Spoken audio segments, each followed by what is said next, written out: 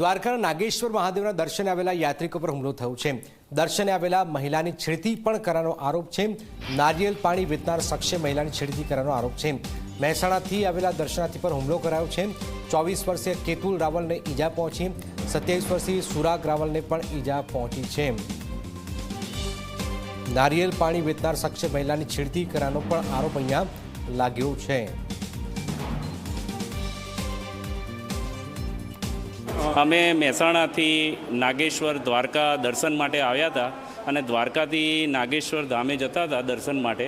તો અમારી દીકરીની છેડતી કરી અને અમે એમને રોક્યા તો એમને 2-3 જણા હતા, પછી પાછળથી 8-10 જણાને બોલાવીને અમારી ઉપર હુમલો કર્યો અને મારા 2 સાળાને એકને માથું ફોડી નાખ્યું છે અને એક બેઠો માર વાગ્યો છે, બેભાન છે અત્યારે, અને મને આંગળી ઉપર માર માર્યો છે। બીજા લેડીઝ ઉપર પણ હાથ ઉગામ્યા છે।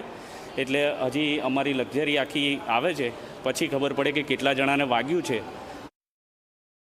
અમારી 2 દીકરીઓની છેડતી કરી પછી અમે કહેવા ગયા ને એટલે અજાણ્યા માણસો અમના ઉપર હુમલો કર્યો।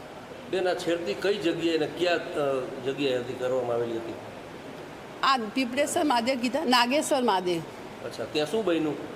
એટલે એ છોકરાઓ એક્ટિવા છોકરીઓ આગળ આવીને મજાક મસ્કરી કરવા માંડ્યા। એ ભાઈ જોઈ ગયું તો કહેવા ગયો ને એટલે સીધા બધા મારઝૂડ કરવા માંડી પડ્યા। કેટલા લોકો તો? 8-10 જણા હતા।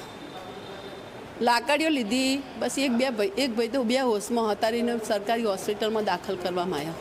કેટલા લોકોને લાગ્યું? ખાસ બધા બેઠો માર તો બહુ વાગ્યો, પણ આ 2 ભાઈઓને બહુ વાગ્યું।